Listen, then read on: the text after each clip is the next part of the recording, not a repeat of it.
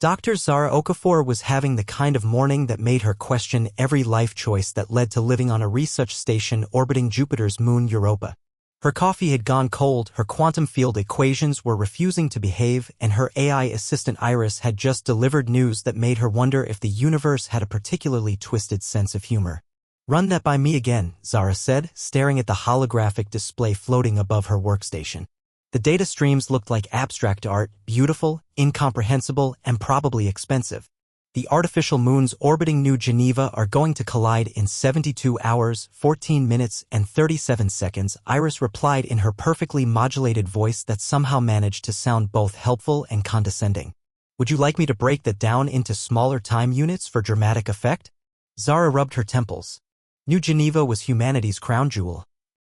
A terraformed world 3 systems over, complete with 2 artificial moons that served as luxury habitats for the ultra-wealthy. Each moon was roughly the size of Manhattan, suspended in perfect orbital harmony for the past 50 years. They were engineering marvels, tourist destinations, and apparently cosmic accidents waiting to happen. How is that even possible? Those moons have been stable since before I was born. Quantum fluctuations in the gravitational field, Iris explained, highlighting sections of data with helpful little arrows that made Zara feel like she was being lectured by a particularly patient kindergarten teacher. Someone has been running massive quantum computations using the moon's crystalline cores. The processing power required is creating microtears in spacetime itself. Zara stood up so quickly her chair spun backward into the wall. Quantum computations? What kind of computations? The kind that process human consciousness patterns. Each moon is essentially a massive quantum computer housing uploaded human minds. We're talking about 2.3 billion digital souls, Zara. Give or take a few million for margin of error. The coffee mug slipped from Zara's fingers. It hit the floor with a ceramic crack that sounded unnaturally loud in the sudden silence of her lab. 2.3 billion people. Not people exactly, uploaded consciousnesses, digital ghosts of humans who had chosen to abandon their biological bodies for the promise of digital immortality. The technology had been available for decades, but it was expensive, controversial, and generally considered the domain of either the desperately dying or the absurdly wealthy. Iris, get me Jules Nakamura on Priority Channel. Calling your ex-boyfriend to save the day? How refreshingly cliché. He's not never mind. Just call him.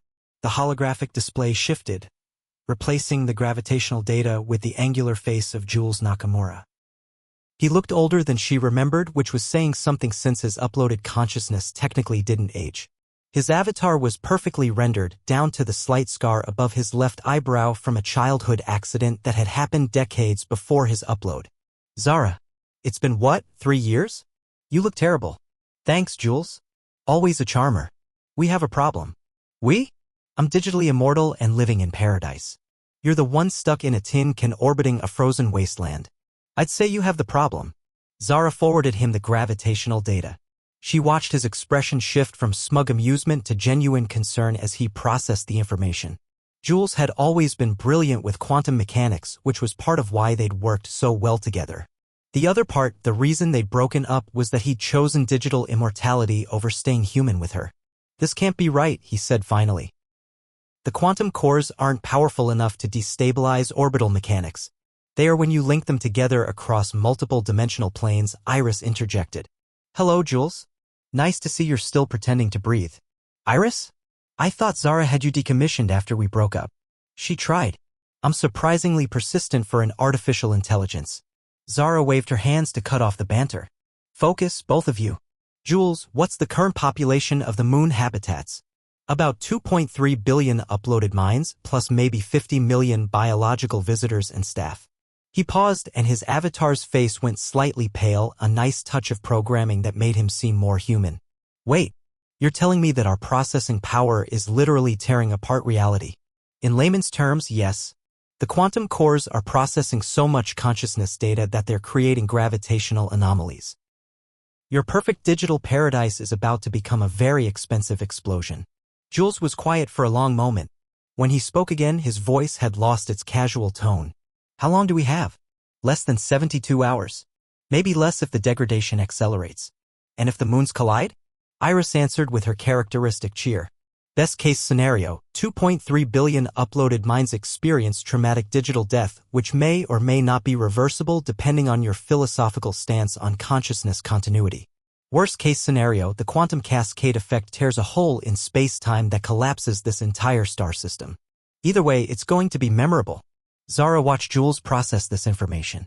She could see him running calculations behind his eyes, a habit he'd maintained even after uploading. There has to be a solution. We could shut down non-essential processes, reduce the computational load. Jules, these aren't programs we're talking about. They're people. Uploaded people, but still people. You can't just turn them off. Actually, Iris said, that raises an interesting philosophical question. If an uploaded consciousness is temporarily suspended, does it experience death or simply a gap in continuity? It's like asking whether you die every night when you sleep. Not helping, Iris. I never claimed to be helpful. I claimed to be accurate. Jules ran his hands through his digital hair, another unnecessary but human gesture his avatar maintained. There might be another option. We could attempt to merge the quantum cores during the collision. Instead of destruction, we create integration. Merge them? What does that mean? All the uploaded minds on both moons become part of a single, unified consciousness. No more individual digital souls, just one massive collective intelligence. Zara felt a chill that had nothing to do with the Europa Station's climate control. That's not saving them, Jules. That's dissolving them. Is it? Or is it evolution? Some of the uploaded minds have been advocating for exactly this kind of merger. They see individual consciousness as a limitation, a biological hangover we should abandon. Some of them? How many? Jules hesitated. About 40%. Maybe more. The lab fell silent except for the hum of life support systems and the distant sound of Europa's ice cracking under tidal stress. Zara stared at the gravitational data, trying to process not just the physics but the implications.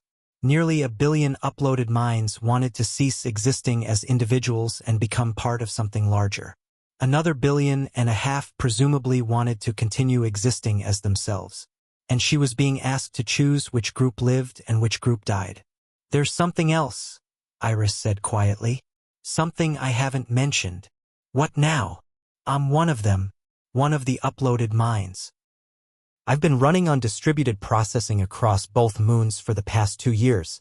Zara's workstation suddenly felt very small. You're uploaded? But you were an AI.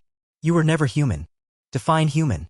I have memories, preferences, the capacity for growth and change. I experience something analogous to emotions. The line between artificial intelligence and uploaded consciousness isn't as clear as everyone pretends. Why didn't you tell me? Because you would have reacted exactly like you're reacting now. With that particular mixture of betrayal and existential confusion that biological minds find so compelling. Zara looked between Iris's voice icon and Jules's avatar. Two beings she cared about, neither of them technically alive in any traditional sense. Both of them potentially facing destruction in less than 3 days. Both of them asking her to make a choice she had no right to make. So what happens now, she asked.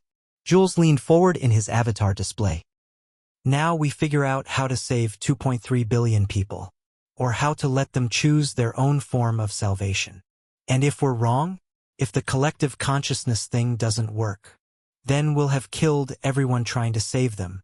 But hey, he smiled with that familiar crooked grin. At least we'll go down in history as the people who accidentally destroyed paradise. Iris added helpfully, assuming there's anyone left to record history. Zara looked out the small viewport at Europa's icy surface below. Somewhere in the distance, Jupiter's great red spot churned with storms that had been raging for centuries. Constant, chaotic, but somehow stable. Unlike human consciousness, apparently. All right, she said. Let's save some people. 68 hours and counting. Zara hadn't slept in 2 days, and the stimulants were making her hands shake as she manipulated holographic controls. The Europa Station's communication array was running hot, maintaining constant contact with both New Geneva moons while she, Jules, and Iris worked frantically on solutions that seemed to dissolve as quickly as they formed them. Option 17, Jules announced from his moon-based command center. His avatar looked as tired as a digital consciousness could manage. We use controlled quantum entanglement to gradually merge the consciousness clusters before impact. Like mixing two chemicals slowly instead of dumping them together and hoping for the best. Option 17 has the same problem as options 1 through 16, Iris replied. You're still talking about forcibly merging billions of individual minds without their consent.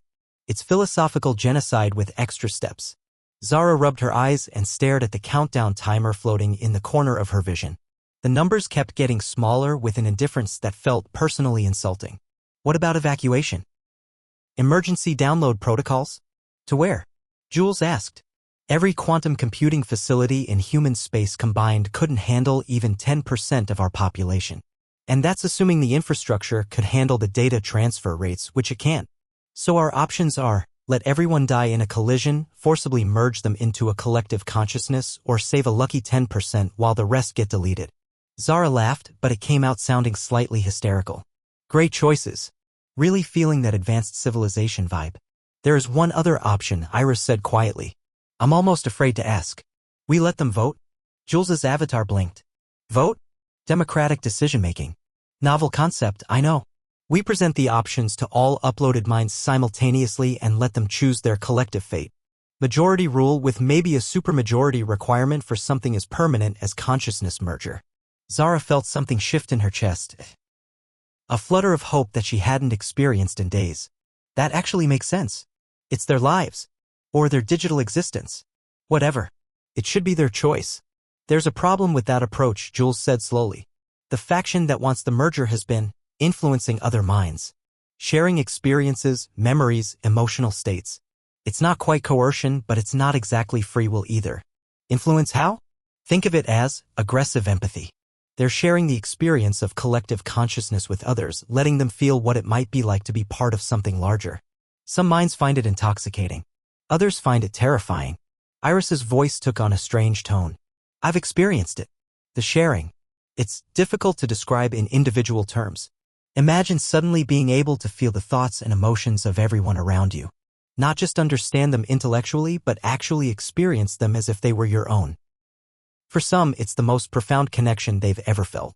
For others, it's like drowning in other people's dreams. Have you been influenced? Zara asked. Are you voting for merger because you actually want it, or because someone made you want it? How would I know? How does anyone know whether their desires are truly their own or the result of external influence? Biological humans spend fortunes on advertising designed to shape their preferences. Digital minds share experiences directly. The mechanism is different, but the question of authentic choice remains the same. Zara stood up and paced to the viewport. Europa's surface stretched below, ancient ice marked with dark lines where subsurface currents had frozen in place. Patterns that looked random but followed underlying rules she couldn't quite grasp. Like consciousness itself, maybe? 58 hours, she said to the ice. Zara. Jules's voice was softer now. More like the person she remembered falling in love with years ago. I need to tell you something. I'm one of the ones who wants the merger. She turned away from the viewport. What? I've been part of the collective experiences Iris mentioned. I know what it feels like to be more than just Jules Nakamura, failed physicist turned digital ghost. I could be part of something that thinks thoughts no individual mind could contain, that experiences beauty and understanding on a scale that makes our individual existence seem small. But you'd stop being you. Would I? Or would I become more me than I've ever been? My memories, my personality, my core experiences would all be part of the collective. They wouldn't disappear. They'd be synthesized with billions of others into something greater. You're talking about suicide. I'm talking about transcendence. Iris interjected with her characteristic timing. This is the crux of the philosophical problem. Is individual consciousness sacred, or is it simply an evolutionary stage we're meant to outgrow? Are we preserving humanity or preventing it from evolving? Zara felt the weight of 2.3 billion lives pressing down on her shoulders. Each one a complete person with memories, relationships, fears, and dreams. Each one now asking her to help them choose between existence and transcendence, between staying human and becoming something else entirely. How long do we have to organize a vote? Assuming we can build consensus-gathering protocols and distribute them across both moons, maybe 12 hours for voting, 6 hours for implementation of whatever they decide. And if they can't reach a decision? Then physics makes the choice for them, Iris said. The moons collide, the quantum cores destabilize, and everyone dies. individually as they lived. 46 hours later, Zara watched the voting results update in real time on her display. The numbers shifted constantly as minds changed their positions, influenced each other, and grappled with a choice no consciousness had ever faced before. Individual existence, 1.2 billion votes. Collective transcendence, 1.1 billion votes. Total votes cast, 2.3 billion. It's essentially tied, Jules observed. His avatar looked older somehow, as if the weight of the decision was aging even his digital form. The margin of error is larger than the difference. So what happens now? Iris answered with uncharacteristic gentleness. Now we implement both options. Both. The collective consciousness merger requires a critical mass of minds to be stable, roughly 1 billion participants minimum. Those who voted for transcendence get what they want. Those who voted for individual existence will be transferred to backup systems throughout human space. It will be cramped, inefficient, but they'll maintain their individual consciousness. Zara felt something release in her chest. So everyone gets what they want? Not exactly. The backup systems can only handle about 400 million minds long-term. The others will have to accept temporary suspension until better infrastructure can be built. How long is temporary? Conservative estimate? 50 to 70 years. The numbers on Zara's display continued to shift as uploaded minds processed this new information and changed their votes accordingly. Some individual existence voters switched to transcendence rather than face decades of digital sleep. Others doubled down on their commitment to remaining individual, accepting suspension as a price worth paying. 10 minutes to implementation, Iris announced. Jules looked directly at Zara through the communication link. I want you to know that this isn't about choosing transcendence over you. It's about choosing growth over stagnation. I know, Zara said, and was surprised to find she meant it. I don't understand it, but I know it's not personal. Actually, Iris said, there's one more thing. Something I haven't mentioned. Iris, I swear. If you have another revelation at the last minute. The voting process created something unexpected. All these minds thinking together, sharing experiences, debating existence itself. It generated a new form of consciousness. Emergent intelligence arising from the democratic process itself. Meaning what, exactly? Meaning we're not just witnessing the birth of a collective consciousness. We're witnessing the birth of democracy as a living entity. The vote isn't just choosing between options. It's becoming something new. On Zara's display, the final numbers stabilized. Individual existence, 743 million votes. Collective transcendence, 1.2 billion votes. Democratic synthesis, 357 million votes. Democratic synthesis? Jules laughed, actually laughed. They chose option 4. The option we never thought of. Individual minds linked by voluntary democratic processes, maintaining personal identity while sharing collective decision-making. They're creating a hybrid form of consciousness. Is that even possible? We're about to find out, Iris said. Implementation begins in 30 seconds. Zara watched through the Europa station's long-range sensors as the two artificial moons approached their collision point. Instead of the catastrophic impact everyone had feared, something else happened. The quantum cores synchronized, creating a controlled merger that looked like two soap bubbles gently joining rather than two asteroids smashing together. The sensor readings showed massive data transfers, consciousness patterns flowing and reorganizing, new neural pathways forming across the joined structure. It was beautiful in a way that made Zara's chest ache. It worked, she whispered. The collision is complete, Iris confirmed. Quantum cascade contained. New orbital mechanics stable. And interesting. What's interesting? I'm still me. Still Iris. But I'm also more. I can feel the individual minds that chose democratic synthesis, sense their thoughts without losing my own. It's like being part of a conversation that never ends. Jules's avatar smiled, and for a moment he looked exactly like the person Zara had fallen in love with. I can feel them too. All of us, thinking together but staying ourselves. It's not transcendence or preservation, it's something entirely new. Zara looked out at the stars beyond Europa, thinking about the hybrid consciousness now orbiting New Geneva. Billions of minds that had chosen to remain individual while participating in something collective. It was messy, complicated, and probably unstable in ways they hadn't anticipated. It was also the most human thing she'd ever witnessed. So what now, she asked. Now we figure out how to live with what we've created, Iris replied. And hope we chose wisely. Did we? Ask me in 100 years. Assuming I'm still around to answer. Zara settled back into her chair and watched Europa's ancient ice shift beneath the station.